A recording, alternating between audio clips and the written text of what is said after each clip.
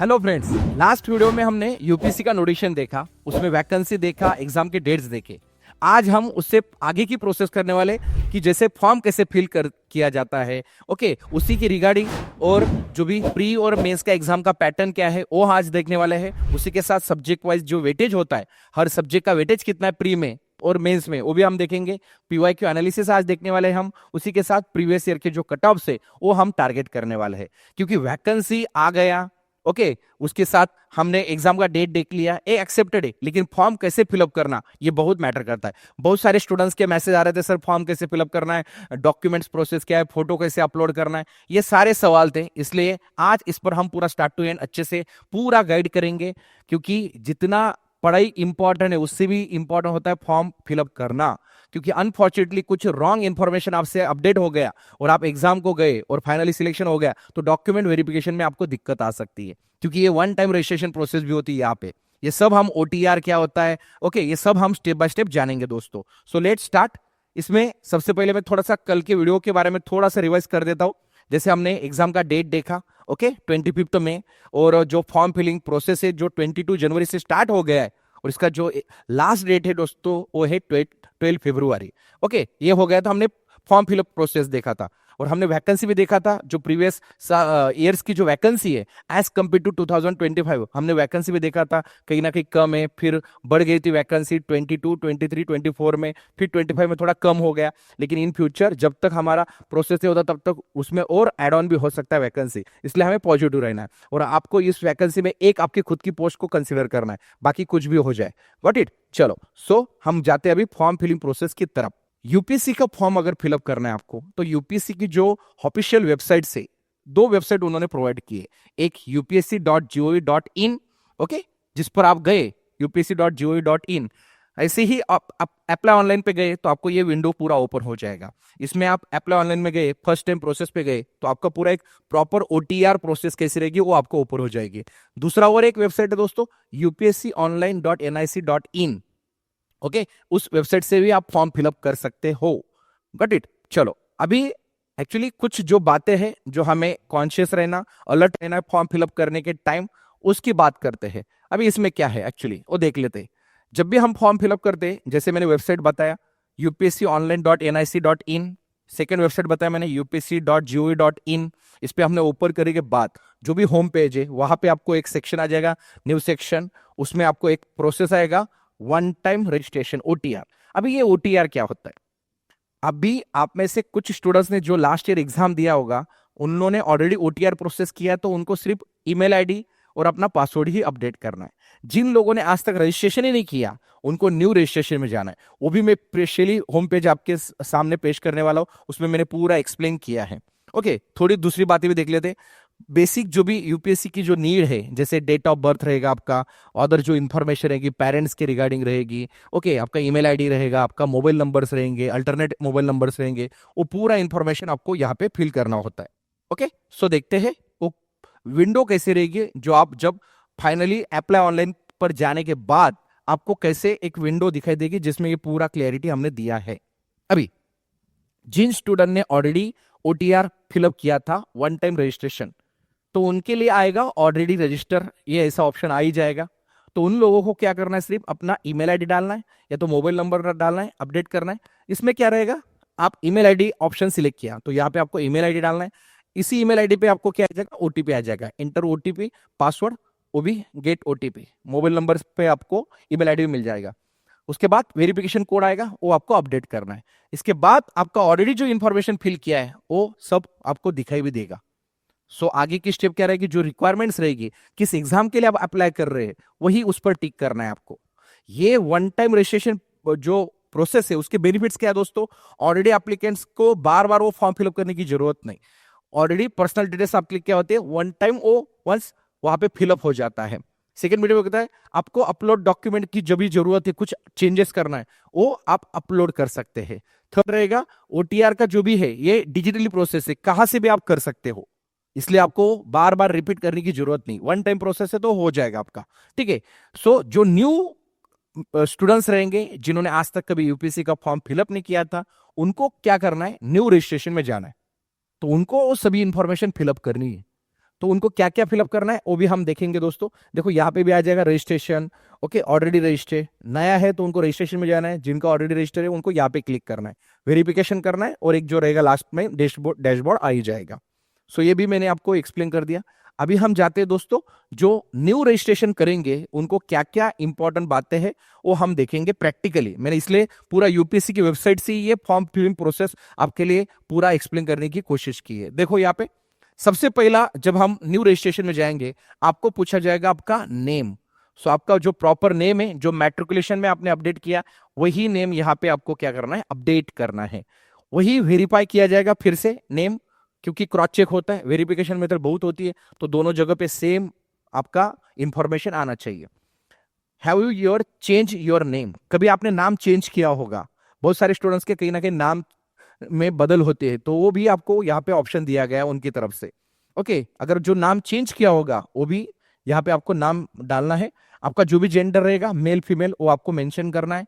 Verify gender, फिर से वहां पे वेरीफाई करना है। देखो वेरिफिकेशन मेथड बहुत इंपॉर्टेंट होती है, इसलिए उन्होंने देखो दो दो बार दिया है। डेट ऑफ बर्थ आपका जो भी रहेगा वो करना है, उसके बाद वेरीफाई डेट ऑफ बर्थ, फिर से father's name, verify father's name, ये प्रोसेस आएगा। ये होने के बाद फिर आएगा मदर्स नेम के बारे में।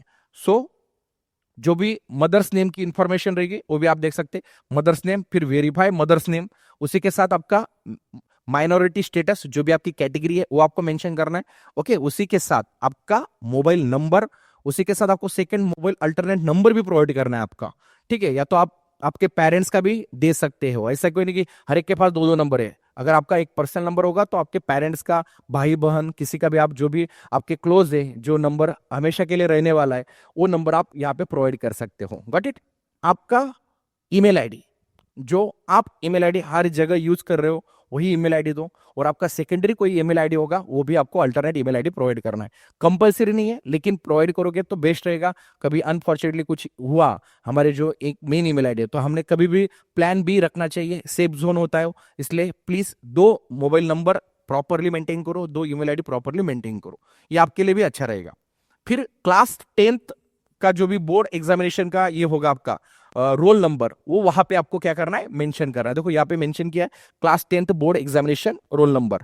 उसी के साथ आपको एक सिक्योरिटी क्वेश्चन पूछा जाएगा, जो आपको आपके पर्सनल ही रिगार्डिंग क्वेश्चन पूछा जाता है, तो वो वहां पे सेव हो जाता है आपका। जो भी क्वेश्चन उनकी तरफ से पूछा गया है उसका जो आंसर दिया है, नेक्स्ट टाइम जब भी आप कभी अनफॉर्चुनेटली आपका प्रोफाइल में कुछ हुआ तो आपको सिक्योरिटी क्वेश्चन से आगे बढ़ सकते हो। तो सिक्योरिटी क्वेश्चन 1 रहेगा, सिक्योरिटी क्वेश्चन 2 भी रहेगा। ये सब होने के बाद एक यहाँ पे एक कैप्चा आएगा, वो कैप्चा आपको कोड क्या करना है, फिलअप करना है। लास्ट में ये सब होने के बाद आपको क्या करना है, सबमिट करना है। देखो यहाँ पे सबमिट का ऑप्शन है, सबमिट, फाइनली आपको सबमिट करना है दोस्तों। आई होप जो न्यू रजिस्ट्रेशन प्रोसेस है ये ऐसी रहेगी। आगे ये प्रोसेस होने के बाद फिर आपके जो भी कॉलेज के जो जैसे 10, 12 ग्रेजुएशन, उसके मार्क्स के बारे में पूछा जाएगा, आपके इंटरेस्टेड जो भी पोस्ट है उसके बारे में पूछा जाएगा। आगे की प्रोसेस तो आपको जब ये फिलअप करोगे तो आ जाएगी, तो वो भी आपको अच्छे से प्रॉपरली फिलअप करना है। जो आपके पास रिकॉर्ड है, जो भी है मेंटेन किया, जो भी डॉक्यूमेंट आपने स्कैन किया होगा वो अच्छे से करना है, ठीक है। आगे बढ़ते अभी हम जो भी फोटो एंड ऑल जो हमें अपलोड करना है, क्योंकि आगे की प्रोसेस में वो है फोटो अपलोड, सिग्नेचर अपलोड, फिर लास्ट पेमेंट ऑप्शन रहेगा आपका। पेमेंट जो भी डेबिट कार्ड, क्रेडिट कार्ड, या तो आप ऑनलाइन मोड से जा सकते हैं, वो प्रोसेस है आपकी आगे की। तो वो देखने से पहले अभी मैं थोड़ा सा आपको क्लैरिटी देता हूँ फोटो एंड ऑल के बारे में। जब हम ऑलरेडी हमारा ये सब न्यू रजिस्ट्रेशन हो गया तो एक लॉग इन प्रोसेस आ जाएगी सेकेंड स्टेप में। फिर जनरेटेड क्रेडेंशियल जो भी इंफॉर्मेशन है वो आपको फिलअप करना है। ओके, सो ये फिलअप करने के टाइम कुछ डिटेल्स आपको पूछी जाएंगी उनकी तरफ से, और प्रीपेड एग्जाम सेंटर भी आपको पूछा जाएगा। अभी आप फॉर एग्जांपल मुंबई में रह रहे हो तो आपको मुंबई का जो भी एग्जाम सेंटर कन्वीनियंट है, नियर बाय आपके लोकेशन से होगा, तो आप वो सिलेक्ट कर सकते हैं। आप अदर सिटी से फिलअप कर रहे हो, ओके, वहां से नासिक से होगे, पुणे से होगे, या तो कोल्हापुर, सोलापुर, जहां से भी है आपका जो नियर बाय सेंटर होगा वहां से आप वो सिलेक्ट कर सकते हो और उसके हिसाब से वो फिलअप कर सकते हो।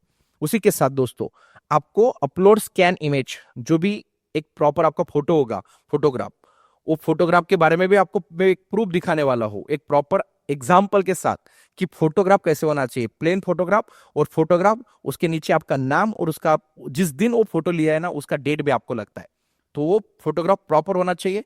फोटोग्राफ 10 डेज के ऊपर ओल्ड नहीं होना चाहिए। विद इन 10 डेज में जो भी फोटो निकाला होगा, फॉर एग्जाम्पल आज एक पर्टिकुलर डेट है तो 10 डेज बिफोर ही चाहिए, ओके, बैक चाहिए। ऐसा ज्यादा 3-4 महीना वाला फोटो भी नहीं चलेगा आपको, तो वो प्रॉपरली आपको मेंटेन करना पड़ेगा दोस्तों।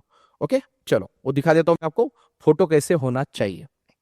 ये देखो, फॉर एग्जाम्पल सिर्फ प्लेन फोटो डाल दिया आपने तो वो नहीं चलेगा। अभी जो हमारी टॉपर है इशिता किशोर मैम, उन्हीं का फोटो मैंने आपके लिए एक्सप्लेन किया है क्योंकि प्रॉपर प्रोसेस था और वो टॉपर भी है। तो वो देखो, फोटो है, उनका नाम है, और वो जब भी उन्होंने फोटो लिया था उसका डेट भी वहां पे मेंशन था। तो आपको प्रॉपरली ये मेंटेन करके ही फोटो निकालना है। यही फोटो आपको अच्छे से रखना है, जब आप एग्जाम देने जाओगे वहां पे भी फोटो लगते, आगे की जो आपकी प्रोसेस रहेगी मेंस की या तो इंटरव्यू की, डॉक्यूमेंट वेरिफिकेशन की, तब भी यही फोटो लगेगा, फोटो चेंज नहीं हो सकता। ओके, तो फोटो आपको अच्छे से वो सब कॉपीज 24 या तो 48 कॉपीज आप अच्छे से मेंटेन करो, 2-3 जगह आप अच्छे से सेफ जोन में रख लो ताकि आपको दिक्कत ना आए, क्योंकि ये गलतियां होती है स्टूडेंट की। और आप बिलीव नहीं करोगे, डॉक्यूमेंट वेरिफिकेशन में बहुत सारे स्टूडेंट रिजेक्ट होते, उनका सब हो जाता है, प्री मेंस इंटरव्यू सब हो जाता है, लेकिन डॉक्यूमेंट वेरिफिकेशन में अगर वो चला गया तो उनकी जो इतनी की गई हुई जो कोशिश है, जो मेहनत है, वो सब स्पॉइल हो जाएगी। तो दोस्तों प्लीज कॉन्शियस रहो, इसलिए मैंने ये वीडियो में पूरा आपको एक्सप्लेन किया है। देखो यहाँ पे और एक इंपॉर्टेंट है, देखो ओल्डर देन 10 डेज, 10 डेज के ऊपर नहीं चाहिए, वो एक है।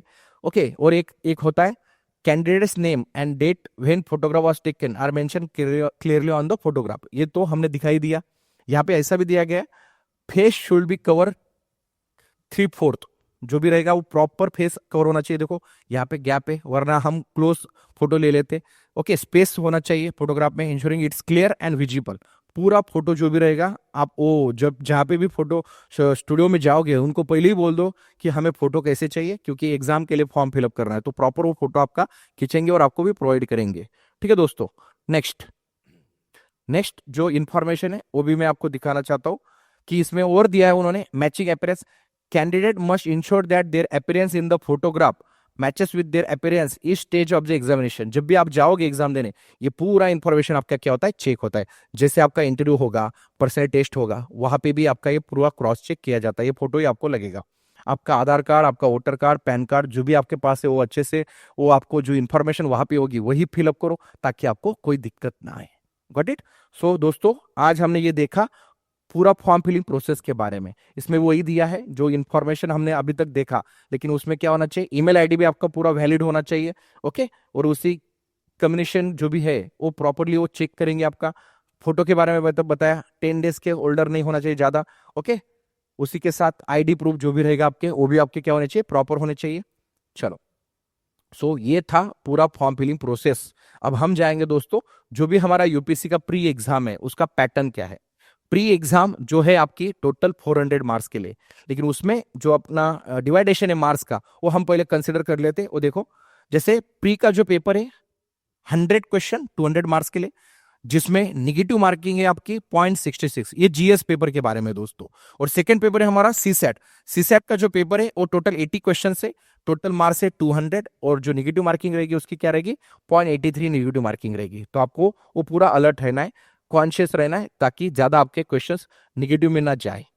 ओके, सेकेंड बात देखते हो दोस्तों। ओके, अभी इसमें क्या है, जैसे यूपीएससी प्रीलिम्स सिलेबस की अगर बात करते हैं हम, अभी इसमें अगर आप देखते हो दोस्तों, जीएस पेपर में आपके टोटल 7 सब्जेक्ट्स होते हैं, current affair, history, geography, polity, science, environment, economic, ऐसे टोटल 7 सब्जेक्ट्स होते हैं। आप देख सकते 2 3 4 5 6 7 जो मैंने ऑलरेडी वर्बली बोले। यहाँ पे अगर हम बात करते हैं सीसेट की, सीसेट में जो आपका पार्ट होता है, कॉम्प्रिहेंशन होता है, इंटरपर्सनल स्किल होता है, लॉजिकल रीजनिंग, उसी के साथ आपका डिसीजन मेकिंग और प्रॉब्लम सॉल्विंग के रिगार्डिंग क्वेश्चंस होते हैं, और जनरल मेंटेलिटी जिसका मतलब रीजनिंग का कुछ इंपॉर्टेंट पार्ट होता है, और मैथ्स। ऐसे मैथ्स, रीजनिंग, कॉम्प्रिहेंशन पे आपने अच्छे से फोकस किया तो आपका अच्छे से ये सीसेट का पेपर आप इजीली क्वालिफाइड कर सकते हैं, क्योंकि इन दोनों पेपर में सीसेट का जो पेपर है हमारा ये क्वालिफाइड पेपर है। आपको 200 में से 66 मार्क्स लाना है। आपका जो फाइनल मेरिट लगेगा प्री में वो जीएस के बेसिस पे लगेगा, तो जीएस आपको उतना ही स्ट्रांग रखना है एज कंपेयर टू सीसेट। लेकिन कॉमन मत समझना कि सीसेट क्वालिफाइड है। लास्ट 2 साल में स्टूडेंट ने जो गलतियां की थी, सीसेट को कॉमन समझा, इसमें उनका ही चला गया, उनको जीएस में अच्छे से स्कोर है लेकिन सीसेट में वो क्वालिफाइड हुए नहीं, तो प्रॉब्लम वहां पे भी क्रिएट हो सकता है। इसलिए हमें दोनों को बैलेंस रखना है, कहीं ना कहीं वो एग्जाम अच्छे से क्रैक हो। दोस्तों जैसे प्री का सिलेबस मैंने डिक्टेट किया, ये मेंस की बात करते। मेंस में दो लैंग्वेज के पेपर्स होते, ओके, जो एक कंपलसरी इंग्लिश लैंग्वेज होता है और एक आपका रीजनल लैंग्वेज। दोनों जो पेपर्स रहेंगे वो 300 मार्क्स के रहेंगे। इन 300 में से आपको 75 मार्क्स लाना है, और ये क्वालिफाइड है, 25% मार्क्स लाना है। उसी के साथ अगर हम बात करते हैं, ओके, ये दोनों पेपर हो गए हमारे लैंग्वेज के। उसी के साथ एक फर्स्ट पेपर होता है जो होता है एसे का, तो टोटल 250 मार्क्स के लिए होता है। फिर GS1 होता है, GS2, GS3, GS4, और एक होता है ऑप्शनल। अभी GS1 में जैसे history, geography, art and culture, GS2 में पॉलिटी, गवर्नेंस, सोशल जस्टिस, ये इंपॉर्टेंट पार्ट होता है।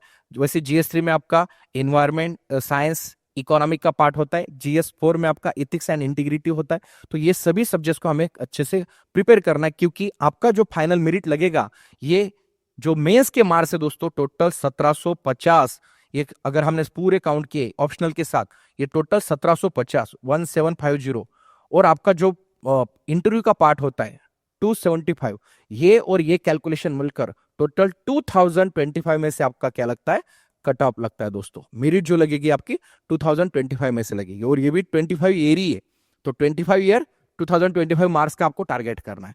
ये माइंड सेट करो तो निकल ही जाएगा क्रैक। तो इतने की 2025 ईयर टारगेट करना है, और 2025 में से अच्छे से मार्क्स लाना है। इतने के इतने मार्क्स से आएंगे, जो भी अभी आज तक के जो टॉपर से 1000, 1100, 1200 तक उनके स्कोर आए हैं, तो आपको वो माइंड सेट रखना है 2025 का, ठीक है। ईयर भी 2025, मार्क्स भी उसमें से ही लाना है, ये माइंड सेट करो। अभी कुछ मैंने जैसे एनालिसिस के बारे में बोला था, आप देख सकते हो दोस्तों, पूरा अपडेटेड, पूरा 2012 से लेके 2024, 12 साल की एनालिसिस आपके सामने है। किस सब्जेक्ट के कितने क्वेश्चन पूछे गए, ओके। हिस्ट्री है तो उसमें भी एंशिएंट हिस्ट्री है, ओके। आर्ट एंड कल्चर है, अदर पार्ट भी है हमारा, ओके, वो भी देखते। देखो एंशिएंट हिस्ट्री के ऊपर अगर हम बात करते हैं, 2024 में 2 ही क्वेश्चन पूछे गए, लेकिन 2023 में क्या थे, 4 क्वेश्चन थे, 2022 में 2। वैसे ही आर्ट एंड कल्चर पे 3, यहाँ पे 9, यहाँ पे 4 क्वेश्चन थे। करंट अफेयर पे अगर हम बात करते, लास्ट ईयर 2024 में टोटल 25 क्वेश्चन पूछे गए थे। कितने, 25 क्वेश्चन। सबसे ज्यादा अगर हम बात करते, ये पूरे ओवरऑल में सबसे ज्यादा करंट अफेयर का वेटेज था। इकोनॉमिक्स के टोटल 12 क्वेश्चन पूछे गए, इन्वायरमेंट के टोटल 14 क्वेश्चन पूछे गए, ज्योग्राफी के टोटल 16 क्वेश्चन पूछे गए, इंटरनेशनल रिलेशन के 3 क्वेश्चन पूछे गए, मिडाइवल के 1, मॉडर्न के 3 ही क्वेश्चन पूछे गए, ओके। उसी के साथ दोस्तों पॉलिटी एंड गवर्नेंस के टोटल 15 क्वेश्चन पूछे गए, बेसिक साइंस के 4 क्वेश्चन, उसी के साथ साइंस एंड टेक के भी क्वेश्चन पूछे गए, और पोस्ट इंटीग्रेटेड के 2 क्वेश्चन। ऐसे टोटल 100 क्वेश्चन का ये वेटेज था। यही वेटेज आप वीडियो पॉज करके पूरा स्टार्ट टू एंड देख सकते हो, इसमें पूरा आपको पूरा एनालिसिस मिल जाएगा। ये एनालिसिस जिस भी स्टूडेंट का होगा ना, वेटेज के हिसाब से, वो इजीली एग्जाम क्रैक कर सकता है।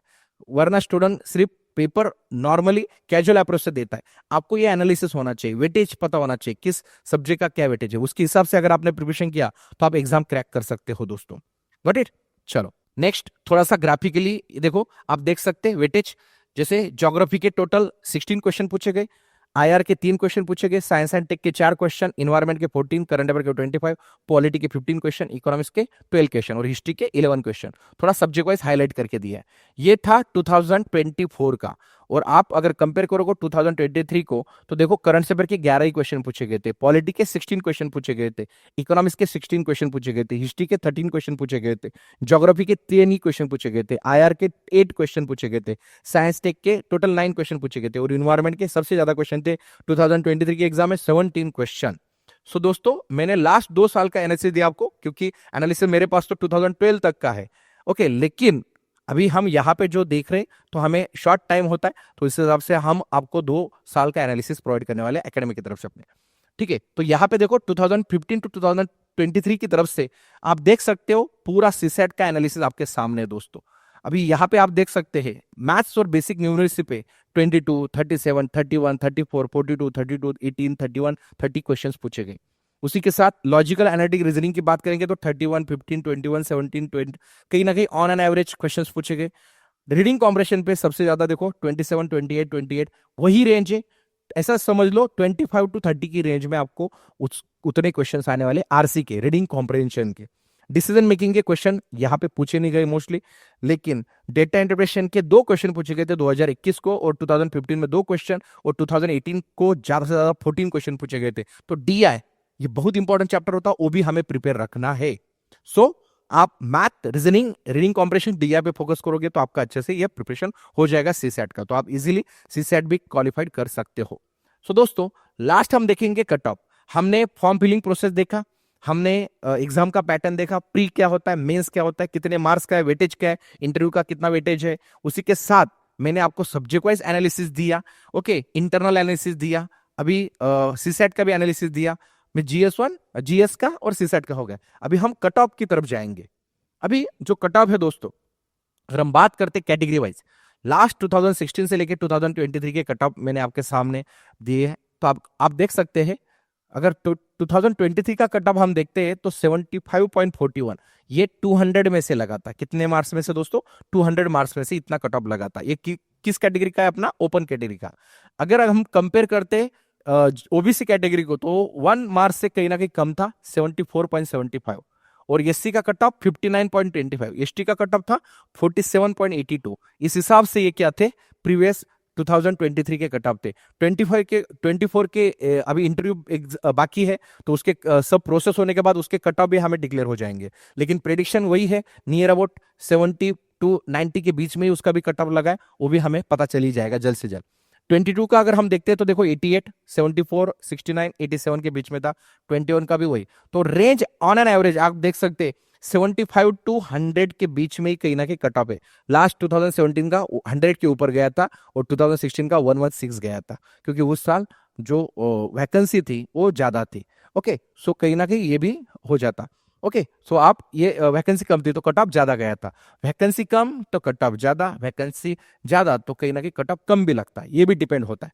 ओके, तो आपने देखा ना, ये 21, 22, 23 में मैंने आपको वैकेंसी भी दिखाया, ज्यादा था वैकेंसी, 1000 के ऊपर वैकेंसी था, तो कहीं ना कहीं कट ऑफ भी ये जो है वो कम गिरा है।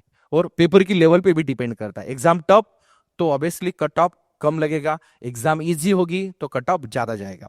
तो दो बातों पे आपको कट ऑफ पे फोकस करना है, पेपर की लेवल और वैकेंसी पे। गॉट इट दोस्तों? चलो, सो ये ओवरऑल एनालिसिस हमने आज देख लिया।